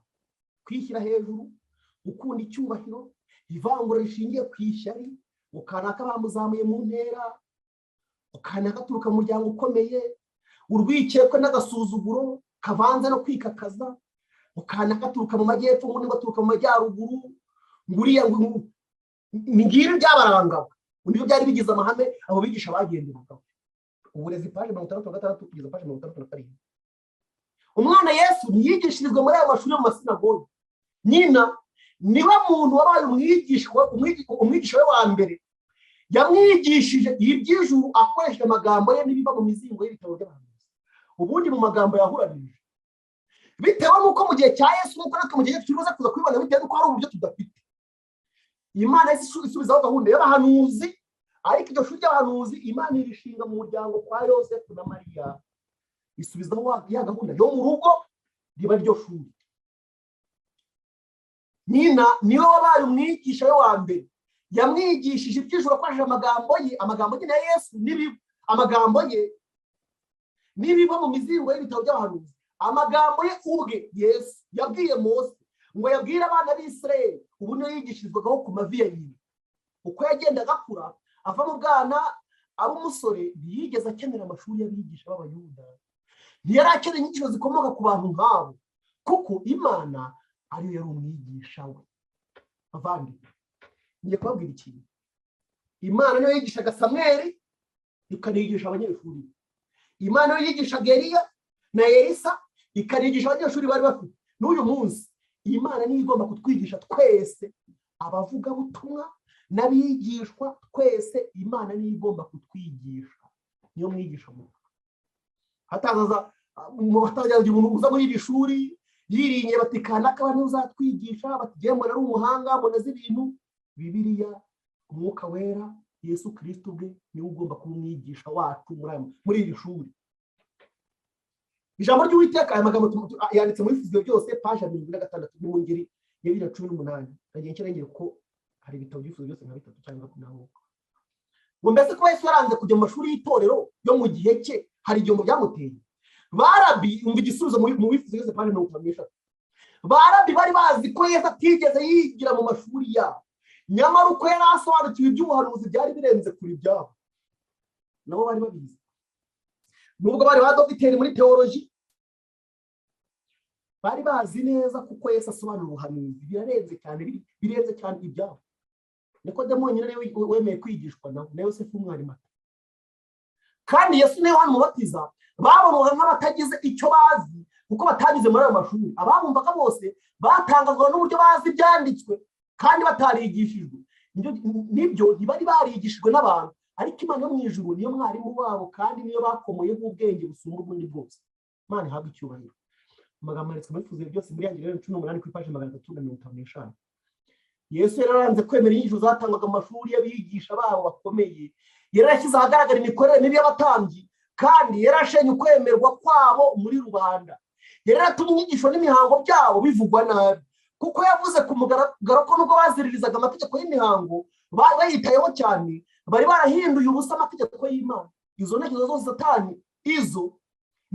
zose Satani yazishyize mu mitima yabo. Satani niwe wabigishaga, niyo mpamvu Yesu atari kwemera kwigishwa nabo. wari warahamagawe n'Imana ngo abineguze ya Mesiya kandi ngo abe umuhanuzi Eliya wo mu gihe cye ariwe Yohana Umubatiza nkuko twabonye mu Matayo 11 kuko atize mu mashuri y'abahanuzi yo mu gihe cye kandi yari umuhanuzi. Mu buryo busanzwe umuhungu wa Zakariya agombaga kuba yarigishijwe ibyo kuba umutambyi. Reka tubanze dusezerane ikintu. Minota ariko ndacyasigaye nka 20, reka dukomeze, ariko hasigaye 20, reka dushake uko turi buze kuza gusoza kuko n'ubundi turi kugenda twerekera ku musozo. Ndashaka ko dukoresha igihe neza, ntabwo nshaka kuza kurenzaho iminota kuko hari n'izindi gahunda nziza turi buze kuza gukurikizaho. Mu buryo busanzwe umuhungu wa Zakariya yagombaga kuba yarigishijwe ibyo kuba umutambyi, ariko inyigisho zo mu mashuri y'abigisha amategeko ba Rabi ntizari kumugeza ku rugero rukwiriye inshingano ye. Kandi ijambo ry'Uwiteka ritubwira ko Yohana Umubatiza yakoraga umurimo we, yari ahagarariye abantu bagomba kuzategurira isi yose kugaruka kwa Kristo. Baratubwira ngo amashuri ya ba Rabi bo mu gihe cye ntabwo ari kumugeza ku rugero rukwiriye inshingano ye. Imana ntiyamwohereje kubigisha iby'Iyobokamana kwiga uko asobanura ibyanditswe bye, yamuhamagariye kujya mu butayu ngo yigire ku byaremwe no ku miterere y'Imana. Murabyibuka ko mu mashuri y'abahanuzi twabonye bigaga iby'imirimo y'Imana. Ni nako Imana yatoje umuhanuzi Yohana. Baratubwira ngo Imana ntiyamwohereje kubigisha iby'Iyobokamana kwiga uko asobanura ibyanditswe byera. Umuntu agafata isomo aho kugira ngo risobanuze ibindi byanditswe ngo kugira ngo abantu babyumve neza, cyangwa ngo mu Giheburayo ngo iri jambo rivuga gutya, ngo mu Kigiriki ngo iri jambo ngo barisobanuye nabi hano, ngo mu Kigiriki rivuga gutya. Ninde wakubwiye ko umuntu yubaha Imana kubera ko yize ijambo ry'Imana mu Kigiriki cyangwa mu Giheburayo? Mwese Abaheburayo bajya kugomera Imana, si cyo bavugaga. Imana ibabwira amategeko ntiyabahaye mu rurimi rwabo. Bibiliya igihe Uwiteka avugana n'Imana n'umutima w'umunyabyaha, Uwiteka avugana n'umutima w'umunyabyaha, amubwiza ururimi rwumva n'umutima witeguye kwiyegurira Imana. Niyo mpamvu ibintu byo kujijisha abantu Imana yabyangiye Yohana. Baravuze ngo Imana yamwohereje kubigisha iby'Iyobokamana kwiga uko basobanura ibyanditswe byera. Ahubwo Imana murekeyeho rya hame rya Pawulo yanditse ati ibyanditswe byera bigomba gusobanuzwa ibindi byanditswe byera. Twasomaga inyamaswa yavuye mu nyanja ko ari Roma, ubisomye muri Daniyeli 7 kugira ngo umenye inyamaswa zivuga n'abantu bajya ngo muratukana. Ntabwo ari gutukana, ni ibishushanyo ibyanditswe byera bikoresha. Inyamaswa ntabwo ari umuntu uvugwa, ahubwo ugiye mu Byanditswe 17 bahita bakubwira ngo inyamaswa bivuga ubwami. Iyo uri muri Daniyeli 7 ahubwo yavuye mu nyanja, inyanja mu Byanditswe 17:15 inyanja isobanura abantu benshi. Ibyanditswe byera bigasobanuzwa ibindi byanditswe byera. Ntabwo Kristo yasuzuguye ibyo kwigishwa mu mashuri, kuko iyo ubwenge butegekwa n'urukundo rw'Imana kandi bukegurirwa umurimo wayo, ubwo bwenge bumugisha. Ubuvuzi yose paje 184. Ndifuza twagera kuri iyi ngingo yindi ivugwa hano ku kiganiro cya kabiri, abagorozi b'Abaporotesitanti n'amashuri y'Abajesuite, cyane cyane ko niyo nsanganyamatsiko ngari dufite yuko Protesitanti butarangiye, ko dukwiye kwambara intwaro zose z'Imana. Iyi ngingo reka bariyo ndamburaho gatoya, izindi nza kuzivuga mu ncamake. Amagambo ngiye gusoma mu gitabo cy'Intambara Ikomeye ku page 70-71 no mu gitabo cyitwa Rulers of Evil kuri page 66-67. Baratubwira ngo aho ubukristo bwarangwaga hose, Abaporotesitanti bari bibasiwe n'abanzi bakomeye. Intambwe za mbere zo gutsinda ubugorozi zari zarateye, maze Roma ihamagaza ingabo nshya yiringiye kurimbura ubugorozi burundu. Muri icyo gihe hashyizweho umuryango w'Abayezuwiti, bari abicanyi ruharwa, ntibagiraga icyo batinya kandi bari bakomeye mu bambari bose ba Papa. Ubundi Abajesuite ni igisirikare cya Kiliziya Gatolika. Encyclical yabashyizeho yitwaga Regimini Militantis Ecclesiae. Ni iteka ry'abagira rishyiraho igisirikare cyo kurwanira Kiliziya Gatolika.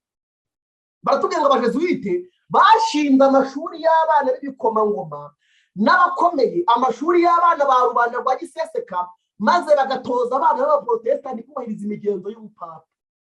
Bakoreshaga uburyo bwose bwo gutera urujijo mu ntekerezo no gutwara intekerezo, bityo umudendezo ababyeyi bari baraharaniye bakemera no kumenera amaraso ubuhinduye ubusa n'abana babo.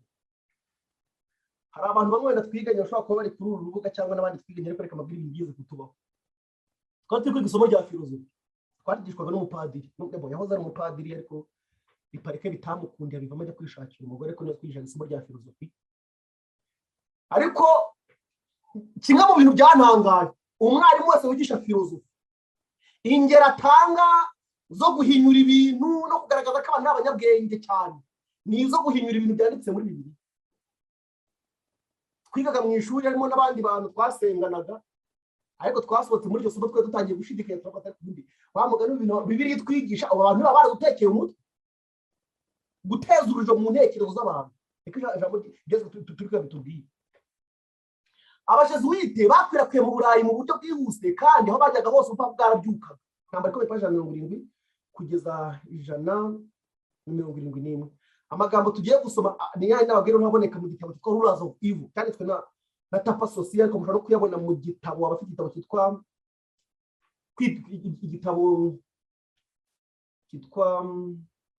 abatware b'ikibi ikinyarwanda, ushobora kuyabona mu ipaje 40 neza.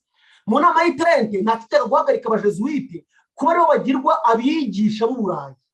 Bakoresheje amafaranga y'abami ayavaga mu bucuruzi hamwe n'atangwaga na Kiliziya Gatolika. Abajesuite bubatse systeme y'uburezi yagutse cyane n'ibigo by'amashuri. Nta mafaranga y'ishuri bakaga, ariko buri munyeshuri wese w'umuhanga yarasuzumwaga ngo harebwe niba afite ibyangombwa byafasha abajesuite baramutse bamukoresheje. Kuva ubwo umurimo w'ibanze w'abajesuite wabaye wo kwigisha. Mu mwaka wa 1556 bitatu bya kane by'abajesuite boherejwe mu bigo 46 by'abajesuite kugira ngo bashyire mu bikorwa gahunda yiswe kurwanya kwiga ukoresheje kwiga, learning against learning. Tegera kugira ngo bitatu bya kane by'abajesuite bose babwira bati nta kindi kintu mushinzwe mujye kuba bari mu mashuri. Iyo gahunda yari igamije kuvana amahame y'ukuri byanditswe mu bwenge hakoreshejwe kwiga amasomo y'ubuhanga bugezweho, siyansi y'ubuhanga bugezweho. Imiryango myinshi y'abaporotesitanti bohereje abana babo mu mashuri y'abajesuite, nubwo Martin Luther yari yababuriye mu mwaka wa 1520 avuga ko niba amashuri adashishikarira kwigisha no kumenyereza urubyiruko rw'abanyeshuri byanditswe byera, ayo mashuri azana. Niba mukiri kunyumva neza, kuko mbonye akamessage yuko internet yanjye itari stable, ariko ntekereza ko noneho muri kunyumva. Chavani yarakoze cyane, arambwiye ngo bari kunyumva, murakoze cyane. Muri kino amashuri muri iki gihe baratubwiye ngo ibyigisho by'ingenzi amashuri y'abahanuzi byari amategeko y'Imana twabibonye, ndetse n'amabwiriza yahawe Mose, amateka y'ibyera, indirimbo zera n'ibisigo twabibonye. Uburyo bw'imyigishirize bwari butandukanye cyane n'ubukoreshwa mu mashuri y'Iyobokamana yo muri iki gihe, aho abanyeshuri benshi basohokamo bafite ubumenyi buke bwerekeye Imana n'ukuri mu by'idini ugereranije n'ubwo binjiranye muri ayo mashuri. Baratubwira ngo amashuri y'Iyobokamana muri iyi minsi ngo ahubwo abayarangizamo basohoka bafite ubumenyi buke cyane ku Mana n'ukuri kw'ijambo ryayo, buke cyane buri munsi y'ubwo binjiye muri ayo mashuri bafite. Nibwo buhamya, ntabwo niba bavuga amazina ariko abapasitori bagiye muri batatu. Ibintu babimbwiye bize teoloji mu ishuri ntavuze rya hano mu Rwanda, bati bose bati ibi bintu biragatsindwa n'Imana. Abapasitori bize teoloji barabimbwiye. Ingingo ya 5 tugiye kureba umugambi w'Imana rero mushinga amashuri y'itorero mu gihe cy'itorero rya 7 cya Laodikiya. Twabonye cyatangiye Kristo agiye ahera cyane mu mwaka kuri Laodikiya, bisobanura igihe cyo guca urubanza, kandi icyo gihe turimo. Mu gitabo cyitwa Child Guidance kuri page 606 handitswe amagambo avuga: mu matorero yacu yose hagomba kuba amashuri n'abigisha b'abavuga butumwa muri ayo mashuri. Undi hari igihe nitegereza insomyi mu byanditswe, natekereza umurongo ibintu biri uyu munsi, umuntu agahitamo gukoresha ubushobozi ubwonko bwacu bufite bwo kwibagirwa kugira ngo bitamugwa nabi mu mutima, ariko ibintu byaragiye kuri cyane. Ko mu matorero yacu yose agomba kuba amashuri n'abigisha b'abavuga butumwa muri ayo mashuri. ni ingenzi cyane ko abigisha batozwa gukora uruhare rwabo mu murimo w'ingenzi wo kwigisha abana b'abakomeza isabato, atari ukubigishiriza mu bumenyi bwa siyansi gusa, ahubwo babigishiriza mu byanditswe byera. Ayo mashuri yashinzwe ahantu hatandukanye kandi akayoborwa n'abagabo cyangwa abagore bubaha Imana hakurikijwe ibikenewe, agomba kubakirwa ku mahame amwe n'ayakurikizwaga mu mashuri y'abahanuzi. Igihe Imana yatangaga umucyo wo mu itora agomba kuba amashuri, ntabwo yari bivuze ko bagomba kuvumbura ubundi buryo, ntabwo yavuze ko bagomba kuba indi karikiramu. Baravuze ngo ayo mashuri agomba gukurikiza umurongo n'amahame byakurikizwaga mu mashuri y'abahanuzi. Child Guidance page 129 haranditse ngo ubwo nerekwaga na marayika w'Imana ko agomba gushingwa ikigo cyo kwigishirizamo urubyiruko rwacu, nabonye ko ubwo buryo bwajyaga kuba igikoresho gikomeye cyashyizweho n'Imana mu gukiza imitima. Urubyiruko rugomba gushishikarizwa kwiyandikisha muri ayo mashuri, kandi ayo mashuri agomba kumera uko bishoboka kose nk'amashuri y'abahanuzi.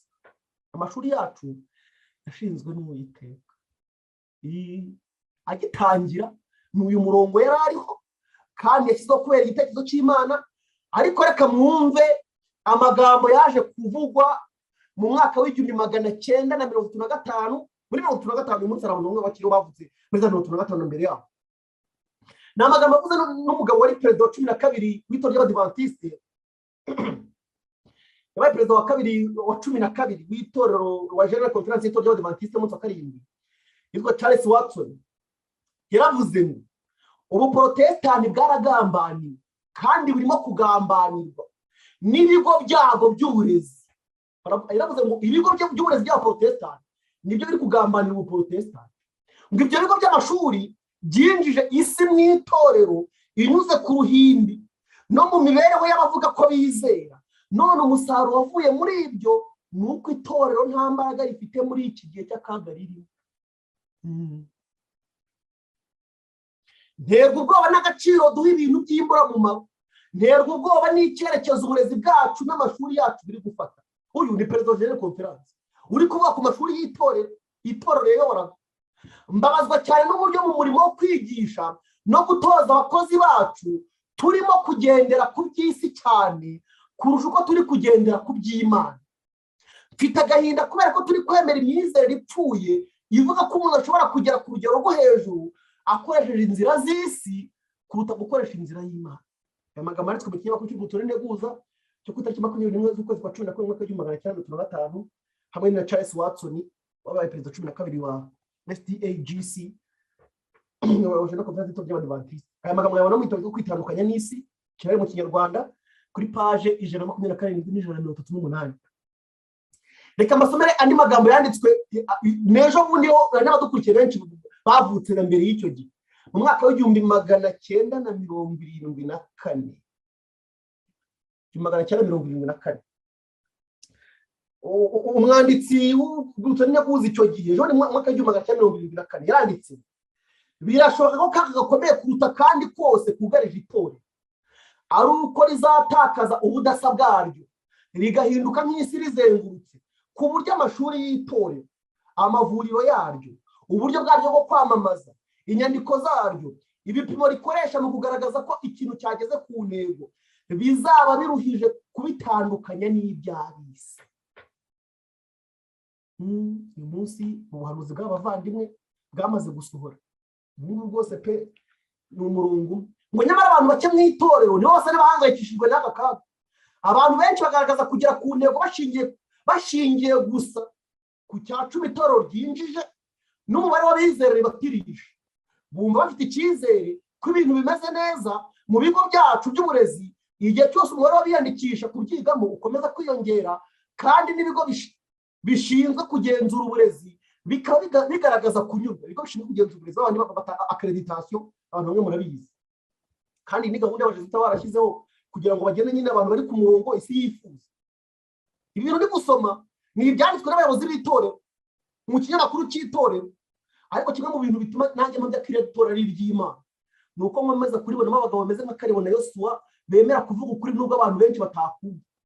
Bati ibi bintu byaduhangayikije nubwo mbona nta bantu benshi bihangayikije. Basa n'abanyuzwe n'imikorere y'ibitaro byacu igihe cyose abarwayi buzuye ku bitanda bavurirwaho kandi n'ingengo y'imari y'ibitaro ikaba imeze neza. Bashimishijwe n'inyandiko zacu igihe cyose zigurishwa neza kandi zikishimirwa n'abazisoma. Iyo hagize umuntu uhagurutse ibibazo bibaza niba indangagaciro z'iby'umwuka arizo zibandwaho ku buryo buhagije, niba inyandiko zacu zigaragaza ubudasa bwa kidivanisiti, cyangwa niba ikigo runaka kiri gukora gikurikije ubushake bw'Imana twahishuriwe, akenshi uwo muntu ubajije ibyo bibazo afatwa nk'umuhezanguni, nk'umuntu waravuga ibintu bitagenda neza gusa, cyangwa umwaka. Ibi bintu ni ukuri cyangwa ntabwo ari ukuri? Imana ishimwe. Buriya hari inzira umuntu bari kunyuramo ukayibonaho ibimenyetso ko ari inzira ijya mu ijuru. Bavandi, n'ubu uzi neza yuko wahagaze mu mahame ya Bibiliya nk'uko ari, inama zigaterana ngo ziguhane ngo ziguce, abantu bakakurwanya, ukaba uzi ko nta ngingo muri wowe kukubwira wishe, uzanezerwe mu mutima wawe. Yesu yaravuze ngo uko niko bagenjeje abahanuzi b'ukuri bose ba kera, naho gukomerwa amashyi no gushimagizwa ngo niko bagenjeje abahanuzi bose ba kera bose b'ibinyoma. Umuvandimwe akomeje avuga ngo ntabwo abantu benshi mu itoro bakirana umutima mwiza kunengwa, nubwo kwaba ari ukunenga kubaka. Abantu benshi bashaka kubwirwa ko ibintu byose bigenda neza, ko nubwo ibintu bidatunganye ariko ko aribyo byiza cyane biruta ibindi byabaye. Mbega uburyo amagambo y'umuhanuzi y'umuhamya nyakuri kwa Nyarodukera ukuri, ubwo yabavugagaho ko bibwira ko ari abakire batunze kandi ko batunganiwe. Ariko ni ingenzi kuzirikana ko itorero rishobora kugira ibigo bikora mu buryo buhuje n'iby'isi ishaka ariko budahuje n'ubushake bw'Imana. Itorero rishobora kugaragaza ishusho yo kugera ku ntsinzi, nyamara gutsindwa kwaryo kose kukaba kugihari nta cyahindutse. Kwiyongera cyane k'umutungo w'itorero n'umubare w'abizera bishobora kubaho, nyamara bikagendana no gusubira inyuma gukomeye mu by'umwuka. Abakozi mu bigo by'itorero bashobora kuba bakora mu buryo butanga umusaruro wifuzwa, nyamara batayobowe n'umwuka w'Imana. Amagambo yanditswe mu kinyamakuru cy'urwibutso n'integuza cyo ku itariki 5 z'ukwezi kwa 9 mu mwaka wa 1974. Kopi z'ibinyamakuru by'urwibutso n'integuza nababwiye mu Cyongereza ndazifite, umuntu uzabishidikanyaho azambwira muri izo kopi mu buryo zanditswe icyo gihe. Ingingo tugezeho nizo ngingo tugiye gusoreza. Ni ingingo imwe y'impamvu yo gusubizaho amashuri ishuri ry'abahanuzi, noneho tugatureba gahunda ishuri ry'abahanuzi rigomba gukurikiza. Nubwo kuri gahunda mbona ngiye kurenzaho iminota mikeya, ko isaha n'iminota runaka ngomba gukoresha ngiye kurenzaho iminota mikeya, ariko turi kwerekera ku musozo. Baratubwira ngo aya mashuri nk'uko twabibonye yashyira ku uruzitiro kumira kononekara kwagendaga ko gikwira, no kugira ngo asigasire imibereho myiza mu by'ubwenge n'iby'umwuka mu rubyiruko, kandi ateze imbere kugubwa neza kw'ishyanga binyuze mu kuriha abantu bujuje ibyangombwa byo gukora imirimo neza bubaha Imana nk'abayobozi n'abajyanama b'ishyanga. Twasomye ko kugira ngo ibyo bigerweho, Samweli yategetswe n'Imana gushyira hamwe urubyiruko rwubaha Imana kandi rukunda kwiga, ashyiraho amashuri y'abahanuzi. Natwe uyu munsi kugira ngo uwo murimo ugerweho, ni ngombwa yuko ishuri ry'ubuhanuzi rijyaho kugira ngo rikumire kononekara kwamaze kuba gikwira. Twe ntabwo turi kuvuga ngo twagendaga kuba gikwira, twamaze kuba gikwira, ariko kugira ngo Imana ikumire itangiye. Bavandimwe, ntimutangazwa nuko tutari butangirane ibintu bihambaye. Nta etaje dufite yo gushyiramo ishuri, nta bintu, nta za porofesora za PhD dufite, ariko dufite Bibiliya, ubwenge bw'Imana turabufite mu biganza byacu. Imana yarabuduhaye mu byanditswe byera, kandi Imana izaduha umwuka wayo wera kugira ngo atwigishe, maze Imana iduhindure nk'uko yifuzaga guhindura Isirayeli ya kera, itugeza ku rugero wagejejeho Daniyeli, Sadoka na Abedenego, itugeza ku rugero wagejejeho Dawidi na Salomo, ku rugero wagejejeho Yohana Umubatiza na Yesu. Uwiteka azaduha umugisha. Gahunda y'ishuri ry'abahanuzi ariyo ngingo ya 7 nababwiye dusorezaho, ibyigisho birebana no kuri kw'iki gihe. Nababwiye impamvu ibi byigisho birebana no kuri kw'iki gihe ari byo tugomba kwiga. Mu gitabo cy'inyandiko z'ibanze paje 72 haranditswe ngo hari ukuri kwinshi ko gano kuboneka mu ijambo ry'Imana, ariko ukuri kugenewe iki gihe niko umukungu ukeneye ubu. Nabonye ingorane ziterwa n'abatwaye ubutumwa bagenda batandukanye n'ingingo z'ingenzi z'ukuri kw'iki gihe, bagatinda ku ngingo zitagamije kunga umukumbi no kuboneza ubugingo. Aha niho Satani azabonera amahirwe ashoboka yose kugira ngo yangirize umurimo.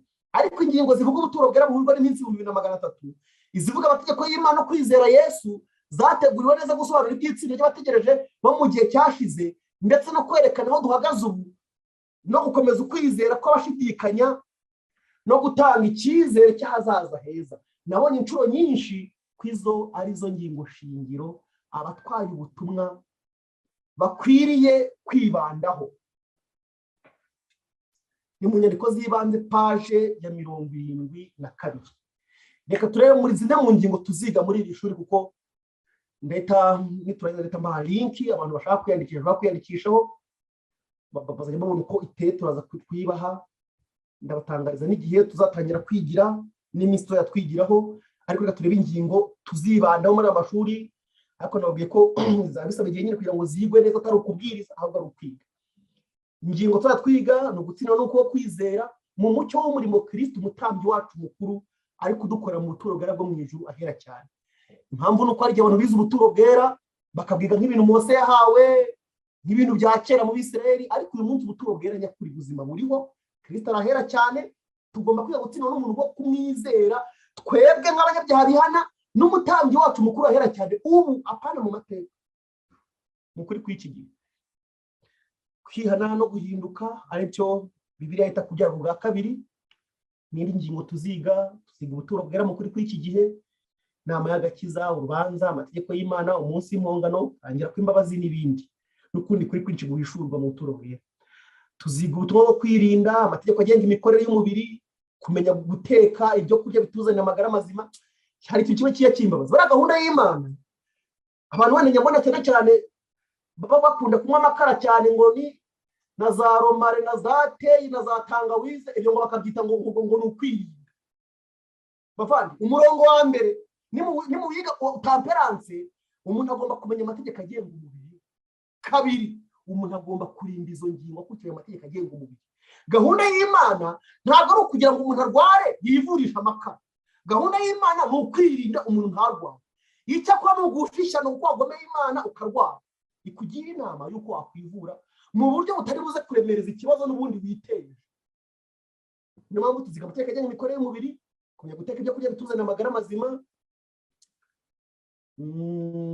n'ibindi birimo amaboko, gukoresha amaboko, gucogoza nk'uko wabyanditse mu burezi. Impamvu tuziga imirimo y'amaboko mu buryo n'ubundi navuga ngo bushyigikira iby'iyobokamana. Mu burezi paje 125 baranditse ngo gukoresha amaboko bicogoza umwuka wo gusayisha mu binezeza kamere, bityo bigatera abantu kurangwa n'umurava, ubutungane no gushikama. Uko niko umurimo ugira umwanya mu mugambi ukomeye w'Imana wo kuducungura mu buhanya bw'icyaha. Njya mbabara cyane iyo mbona umusore w'umukristo ngo arangiye kaminuza, ngo arangiye kwiga, akirirwa zera agenda umunsi ukira akaza kurya iwabo, atavuye mu rugo afashe ijerekani ngo ajye kuvoma amazi, atafashe n'ishoka ngo yasurukwi, atamutumye byibura ngo ajye no kubaza, bakarinda no gutuma umukozi ngo uri bujye guhaha, undi akirirwa zera agenda gututse. Wabwiye yuko umurimo abantu bafata umurimo abantu bawita umurimo igihe cyose uri bubyara amafaranga, ariko ntabwo ari definition y'umurimo muri Bibiliya. Umurimo Imana yawutanze ikira mu muntu atarakora icyaha, kandi ntabwo Imana yabwiye Adamu ngo dore ngo uhaye akazi ku kwezi nzajya nguhemba amafaranga. Umuntu wese agendera kumenya kuri by'umurimo byanditse muri Bibiliya, agakora kandi agatunganya umurimo we kuko ari itegeko ry'Imana. Ibihembo n'imigisha Imana izabimuha nk'uko imugisha abandi bose bumvira amategeko yayo. N'umuntu ukoresha amaboko n'ubwenge bwe agamije guhesha abandi umugisha no guhesha Imana icyubahiro, Imana izamuha umugisha, ntabwo azasabiriza.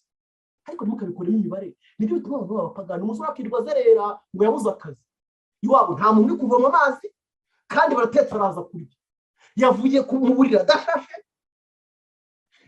bakaba bari guteka ibintu, ari gutegura ibindi bari guteka, ari kwirirwa zerera.